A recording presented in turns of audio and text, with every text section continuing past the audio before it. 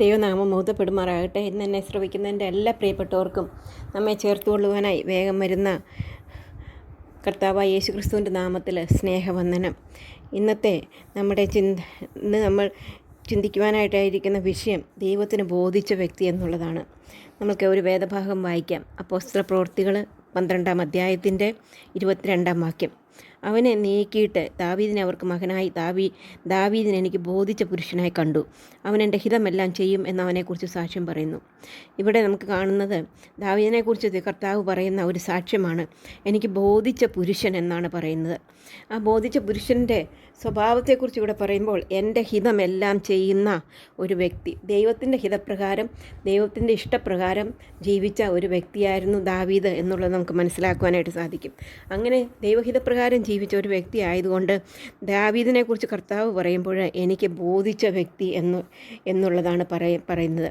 മനുഷ്യന് ബോധിച്ച വ്യക്തി എന്നുള്ളതല്ല ദൈവം ഇവിടെ പറയുന്നത്. ദൈവത്തിന് ബോധിച്ച വ്യക്തി. നാം ഈ ലോകത്തിൽ ജീവിക്കുമ്പോൾ പലപ്പോഴും നാം മറ്റുള്ളവരുടെ മനുഷ്യരുടെ മുമ്പാകെ നല്ലതായി ഭക്തിയുള്ള വ്യക്തിയായിട്ട് ജീവിക്കുന്നവരാണ്. അതിന് വലിയ പ്രയാസവുമില്ല. നമ്മൾ സിമ്പിൾ ഡ്രസ്സൊക്കെ ധരിച്ച് ആഭരണമൊന്നും ഇടാതെ എല്ലാ യോഗങ്ങൾക്കൊക്കെ പോയി നമ്മൾ കർത്താവിനെ ദിവസങ്ങളിലെല്ലാം ഞായറാഴ്ചയും ആരാധനയ്ക്ക് പോയി വളരെ ഭക്തിയോടും ഭയത്തോടും കൂടെ മറ്റുള്ളവരുടെ മുമ്പാകെ ഇരുന്ന് കർത്താവിനെ ആരാധിച്ചിട്ടൊക്കെ പോരുന്ന വ്യക്തികളെക്കുറിച്ച് നമ്മൾ പുറമെ നോക്കുമ്പോൾ പറയും വളരെ ഭക്തിയുള്ള ഒരു വ്യക്തി, അല്ലെങ്കിൽ ദൈവത്തിന് ഒരു ബോധിച്ച വ്യക്തി, ദൈവഹിതപ്രകാരം ജീവിക്കുന്ന വ്യക്തി എന്നൊക്കെ നാം പറയാറുണ്ട്. എന്നാൽ അങ്ങനെയല്ല, അങ്ങനെ ഒരു വ്യക്തിയെക്കുറിച്ചല്ല ദൈവത്തിന് ബോധിച്ച വ്യക്തി എന്നുള്ളത് കാണുന്നത്.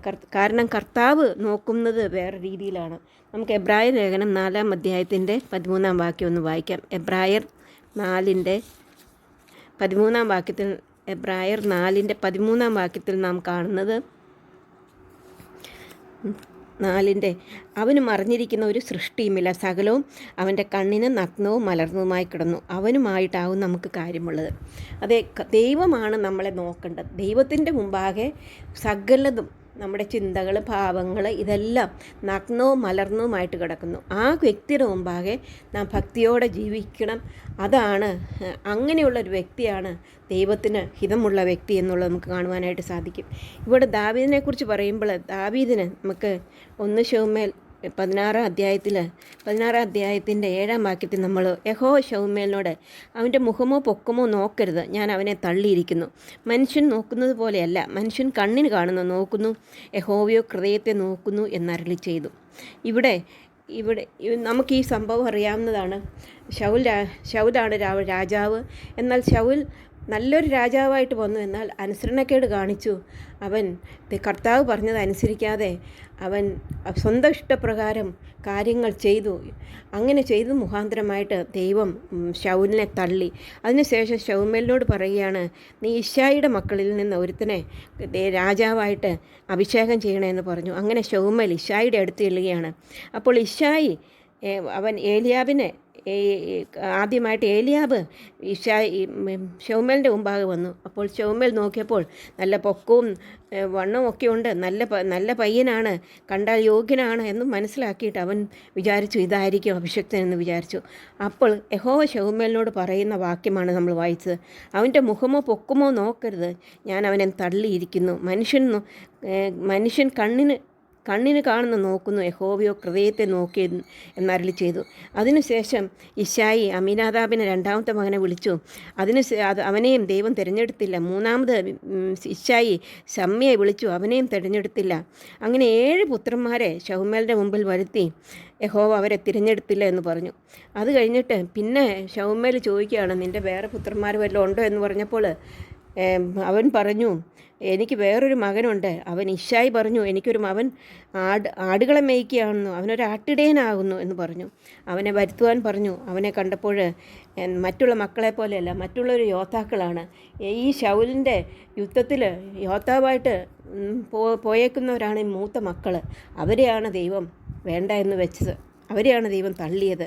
അപ്പോൾ ഈ ദാവീദിനെക്കുറിച്ച് പറയുമ്പോൾ അതിൻ്റെ 12-ാം വാക്യത്തിൽ, എന്നാൽ അവൻ പവിഴ നിറമുള്ളവനും സുനേത്രനും കോമളരൂപിയും ആയിരുന്നു. അപ്പോൾ യഹോവ എഴുന്നേറ്റ് ഇവനെ അഭിഷേകം ചെയ്യുക, ഇവൻ തന്നെയാകുന്നു എന്ന് കൽപ്പിച്ചു. അങ്ങനെ ശൗമേൽ തൈലക്കമ്പെടുത്ത് അവൻ്റെ സഹോദരന്മാരുടെ നടുവിൽ വെച്ച് അവനെ അഭിഷേകം ചെയ്തു. യഹോവയുടെ ആത്മാവ് അന്നു മുതൽ ദാവീദിന്മേൽ വന്നു. അങ്ങനെ ദൈവം ഹൃദയത്തെ നോക്കി ദാവീദിനെ തിരഞ്ഞെടുത്തു. അങ്ങനെ അവനെ അഭിഷേകം ചെയ്തു. എന്തിനു വേണ്ടിയാണ്? തൻ്റെ ജനത്തെ മേയ്ക്കുന്നതിന് വേണ്ടിയാണ്. മനുഷ്യൻ കണ്ണിന് കാണുന്നു നോക്കുന്നു, ദൈവമോ ഹൃദയത്തെ നോക്കുന്നു. മനുഷ്യൻ്റെ മുമ്പാകെ, ദൈവത്തിൻ്റെ മുമ്പാകെ സകലതും, അവൻ്റെ കണ്ണിന് സകലതും നഗ്നവും മലർന്നതുമായിട്ട് കിടക്കുന്നു. ആ കർത്താവ് ദാവീദിനെ വിളിച്ചു, വേർതിരിച്ചു, അവനെ തിരഞ്ഞെടുത്തു. എന്തിനു വേണ്ടിയാണ്? തൻ്റെ ജനത്തിന് രാജാവാകുവാൻ വേണ്ടി. പ്രിയ സഹോദരിമാരെ, നമ്മളെ സംബന്ധിച്ചിടത്തോളം നമ്മളെയും കർത്താവ് ദൈവം തിരഞ്ഞെടുത്തു എന്നുള്ളത് ഓർക്കുമ്പോൾ നമുക്ക് എത്ര സന്തോഷത്തിനും ആനന്ദത്തിനും വഴി നൽകുന്നതാണ്. നാം ആരായിരുന്നു എന്നുള്ളത് റോമർക്കെഴുതിയ ലേഖനം 3-ാം അധ്യായത്തിൻ്റെ 10-ാം വാക്യത്തിൽ കാണുന്നു. നീതിമാൻ ആരുമില്ല, ഒരുത്തൻ പോലുമില്ല, ഗ്രഹിക്കുന്നവനുമില്ല, ദൈവത്തെ അന്വേഷിക്കുന്നവനുമില്ല, എല്ലാവരും വഴിതെറ്റി ഒരുപോലെ കൊള്ളരുതാത്തവരായി തീർന്നു. നന്മ ചെയ്യുന്നവനില്ല, ഒരുത്തൻ പോലുമില്ല. അവരുടെ തൊണ്ട തുറന്ന ശവക്കുഴി നാവുകൊണ്ട് അവർ ചതിക്കുന്നു. സർപ്പവിഷം അവരുടെ അധരങ്ങൾക്ക് കീഴെ ഉണ്ട്. അവരുടെ വായിൽ ശാപവും കയ്പും നിറഞ്ഞിരിക്കുന്നു. അതിൻ്റെ 23-ാം വാക്യത്തിൽ നാം കാണുന്നു, ഒരു വ്യത്യാസവുമില്ല, എല്ലാവരും പാപം ചെയ്ത് ദൈവദേശമില്ലാത്തവരായിട്ട് തീർന്നു. അതെ, ദൈവദേശമില്ലാത്തവരായിരുന്ന, ശത്രുക്കളായിരുന്ന, പാപികളായിരുന്ന, യാതൊരു രീതിയിലും ദൈവത്തോട് അടുക്കുവാൻ കഴിവില്ലാത്തവരായിരുന്ന, ന്യായപ്രമാണം ഇല്ലാതിരുന്ന നമ്മളെ ജാതികളായി നമ്മളെ ദൈവത്തിന് പ്രസാദം തോന്നി, നമ്മളെ തിരഞ്ഞെടുക്കുവാനായിട്ട് അവന് പ്രസാദം തോന്നി എന്നുള്ളത് മാത്രമേ നമുക്ക് പറയുവാനായിട്ട് സാധിക്കത്തുള്ളൂ. അതിനുവേണ്ടി കർത്താവ് ഈ ലോകത്തിലേക്ക് വന്നു. കർത്താവിനെ കണ്ടപ്പോൾ യോഹന്നാൻ സ്നാപകൻ പറഞ്ഞു, ഇതാ ലോകത്തിൻ്റെ പാപത്തെ ചുമക്കുന്ന ദൈവത്തിൻ്റെ കുഞ്ഞാട് എന്നാണ്. ലോകത്തിൻ്റെ പാപത്തെ ചുമക്കുവാനായിട്ട് കർത്താവ് ഈ ലോകത്തിലേക്ക് വന്നു. നമുക്ക് 2 കൊരിന്ത്യർ 5:21 വാക്യത്തിൽ നാം കാണുന്നത്, 2 കൊരിന്ത്യർ 5:21 വാക്യത്തിൽ നാം കാണുന്നത്, പാപമറിയാത്തവനെ നാം അവനിൽ ദൈവത്തിൻ്റെ നീതി ആകേണ്ടതിന് അവൻ നമുക്ക് വേണ്ടി പാപമാക്കി തീർന്നു. അതേ കർത്താവായ യേശു ക്രിസ്തു നമുക്ക് വേണ്ടി പാപമാക്കി. നമ്മുടെ പാപങ്ങൾക്ക് പകരമായിട്ട് കർത്താവ് ക്രൂശിൽ മരിച്ചു. അവൻ ദൈവമായതുകൊണ്ട് ഉയർത്തെഴുന്നേറ്റ് സ്വർഗത്തിൽ ജീവിക്കുകയാണ്. ആ കർത്താവിനെ യോഹന്നാൻ 1:12 വാക്യത്തിൽ പറയുന്നത്, ദൈവത്തെ കൈക്കൊണ്ട് ദൈവത്തിൻ്റെ നാമത്തിൽ വിശ്വസിക്കുന്ന ഏവർക്കും ദൈവമക്കളാകുവാനായിട്ട് ദൈവം അധികാരം കൊടുത്തു. യോഹന്നാൻ 3:16 വാക്യത്തിൽ നാം കാണുന്നത്, തൻ്റെ ഏകജാതനായ പുത്രനിൽ വിശ്വസിക്കുന്ന ഏവനും നശിച്ചു പോകാതെ നിത്യജീവൻ പ്രാപിക്കേണ്ടതിന് ദൈവം അവനെ നൽകുവാൻ തക്കവണ്ണം ലോകത്തെ സ്നേഹിച്ചു. അതേ കർത്താവ് ലോകത്തെ സ്നേഹിച്ച് ഈ ലോകത്തിലേക്ക് വന്നു. നമ്മുടെ പാവങ്ങൾക്ക് പകരമായിട്ട് മരിച്ചു ഉയർത്തെഴുന്നേറ്റ് സ്വർഗത്തിൽ ജീവിക്കുകയാണ്. നാം ആ കർത്താവിനെ ഏകരക്ഷകനുമായിട്ട് സ്വീകരിക്കുമ്പോൾ, നമ്മുടെ പാപങ്ങളെ ഏറ്റുപറഞ്ഞ് മാനസാന്തരപ്പെട്ട് കർത്താവിൽ വിശ്വസിച്ച് അവനെ ഏകദൈവവും ഏകരക്ഷകനുമായിട്ട് സ്വീകരിക്കുമ്പോൾ നാം ദൈവത്തിൻ്റെ മക്കളായിട്ട് തീരും എന്നാണ് ദൈവത്തിൻ്റെ വചനം പറയുന്നത്. നമുക്ക് റോമർക്കെഴുതിയ ലേഖനം 10-ാം അധ്യായത്തിൻ്റെ 10-ാം അധ്യായത്തിൽ പറയുന്നത്, യേശുവിനെ കർത്താവെന്ന് വായുകൊണ്ട് ഏറ്റുപറയുകയും ദൈവം അവനെ മരിച്ചവരിൽ നിന്ന് ഉയർത്തെഴുന്നേൽപ്പിച്ചു എന്ന് ഹൃദയം കൊണ്ട് വിശ്വസിക്കുകയും ചെയ്താൽ നാം രക്ഷിക്കപ്പെടും, ദൈവമക്കളായിട്ട് തീരും, നമ്മുടെ പേര് സ്വർഗത്തിൽ എഴുതും, നമുക്ക് നിത്യജീവൻ അവകാശികളായിട്ട് തീരും. അങ്ങനെ ദൈവം നമ്മയും തിരഞ്ഞെടുത്തു. അങ്ങനെ തിരഞ്ഞെടുത്ത രക്ഷിക്കപ്പെട്ട ദൈവമക്കളെക്കുറിച്ച് ദൈവം ആഗ്രഹിക്കുന്നത് നാം ദൈവഹിതപ്രകാരം ജീവിക്കണമെന്നാണ്. നാം ദൈവഹിതപ്രകാരം ജീവിച്ചാൽ കർത്താവ് നമ്മയും കുറിച്ചും പറയും, എനിക്ക് ബോധിച്ച മകൻ അല്ലെങ്കിൽ എനിക്ക് മോദിച്ച മകൾ എന്ന് പറയുവാനായിട്ട് ഇടയായിട്ട് തീരും. ദാവീദ് എങ്ങനെയൊക്കെയാണ് ദൈവഹിതപ്രകാരം ജീവിച്ചതെന്ന് നമുക്ക് നോക്കാം. ദൈവം അവനെ നോക്കിയപ്പോൾ ദൈവത്തിന് ബോധിച്ച വ്യക്തി എന്നാണ്. അത് കഴിഞ്ഞിട്ട് പറയുകയാണ്, ദൈവഹിതപ്രകാരമൊക്കെ ജീവിച്ച വ്യക്തിയെക്കുറിച്ചാണ് ദൈവത്തിന് ബോധിച്ച വ്യക്തിയെന്ന്. ഈ ദാവീദ് എങ്ങനെയൊക്കെയാണ് ഈ ദൈവഹിതപ്രകാരം ജീവിച്ച് ദൈവത്തിന് ബോധിച്ച വ്യക്തിയായതെന്ന് നമുക്കൊന്ന് നോക്കാം. ഒന്നാമതായിട്ട് ദാവീദ് നമുക്ക് ഒരു വേദഭാഗം വായിക്കാം.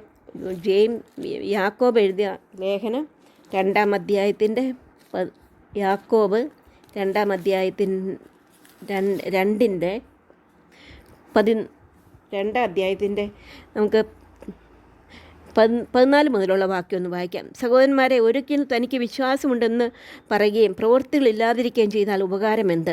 ആ വിശ്വാസത്താൽ അവൻ രക്ഷ പ്രാപിക്കുമോ? ഒരു സഹോദരനോ സഹോദരിയോ നഗ്നനോ അകോവർത്തിക്കോ വകയില്ലാത്തവരുമായിരിക്കെ നിങ്ങൾ ഒരുത്തൻ അവരോട് സമാധാനത്തോട് പോയി തീ കായുകയും വിശപ്പടയ്ക്കുകയും ചെയ്യുമെന്ന് പറയുന്നല്ലാതെ ദേഹരക്ഷയ്ക്ക് ആവശ്യമുള്ളത് അവർക്ക് കൊടുക്കാതിരുന്നാൽ ഉപകാരമെന്ത്? അങ്ങനെ വിശ്വാസവും പ്രവൃത്തികളില്ലാത്തതായാൽ സ്വതവേ നിർജീവമാകുന്നു. എന്നാൽ ഒരുത്തൻ നിനക്ക് വിശ്വാസമുണ്ട്, എനിക്ക് പ്രവൃത്തികളുണ്ട് എന്ന് പറയുമായിരിക്കും. നിൻ്റെ വിശ്വാസം പ്രവൃത്തികൾ കൂടാതെ കാണിച്ചു തരിക. ഞാനും എൻ്റെ വിശ്വാസം പ്രവൃത്തികളെ കാണിച്ചു തരാം.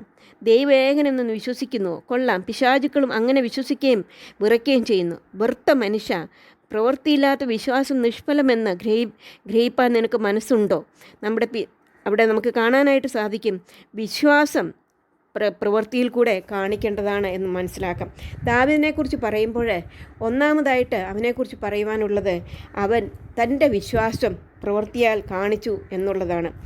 ദാവീദിൻ്റെ വിശ്വാസം ദാവീദ് തൻ്റെ പ്രവൃത്തിയാൽ കാണിച്ചു എന്നുള്ളത് ദാവീദിൻ്റെ ജീവിതത്തിൽ നിന്ന് നമുക്ക് മനസ്സിലാക്കുവാനായിട്ട് സാധിക്കും. അനേകരുടെ ജീവിതത്തെക്കുറിച്ച് നമുക്ക് പഠിച്ചാൽ അവരുടെ വിശ്വാസം അവർ പ്രവൃത്തിയാൽ, അവർക്ക് വിശ്വാസമുണ്ട് എന്നുള്ളത് അവർ പ്രവൃത്തിയാൽ കാണിച്ചു കൊടുത്തു.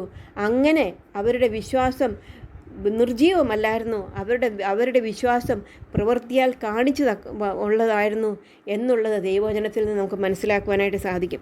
അപ്പോൾ ദാവീദിനെക്കുറിച്ച് പറയാനായിട്ട് കഴിയുന്ന അവൻ്റെ വിശ്വാസം, അവൻ ദൈവത്തിൽ വിശ്വസിച്ചു എന്നുള്ളത് അവൻ്റെ ജീവിതത്തിലുള്ള പ്രവൃത്തിയാൽ അവൻ കാണിച്ചു കൊടുത്തു എന്നുള്ളതാണ് ദാവീദിനെക്കുറിച്ച് പറയുവാനുള്ളത്. അനേകരെക്കുറിച്ച് ദൈവത്തിൻ്റെ വചനത്തിൽ അവരുടെ വിശ്വാസം അവർ പ്രവൃത്തിയാൽ അവർ കാണിച്ചു കൊടുത്തു എന്ന് പറയാൻ. അതുകൊണ്ട് ഈ ദാവീദിൻ്റെ വിശ്വാസം അവനും പ്രവൃത്തിയാൽ കാണിച്ചു കൊടുത്തു. അതിനെക്കുറിച്ച് നമുക്ക് അടുത്ത ക്ലാസ്സിൽ പഠിക്കാം. നാമും നമ്മുടെ വിശ്വാസം പ്രവൃത്തിയാൽ കാണിച്ചു കൊടുക്കണമെന്ന് ദൈവം നമ്മളിൽ നിന്ന് ആഗ്രഹിക്കുന്നു. നാം ദൈവത്തിന് ഹിതപ്രകാരം ജീവിച്ച് ദൈവം ബോധിച്ച വ്യക്തികളായിട്ട് ജീവിപ്പാൻ കർത്താവ് നമ്മളെ സഹായിക്കട്ടെ. അവൻ്റെ വലിയ നാമം മഹത്വപ്പെടുമാറാകട്ടെ.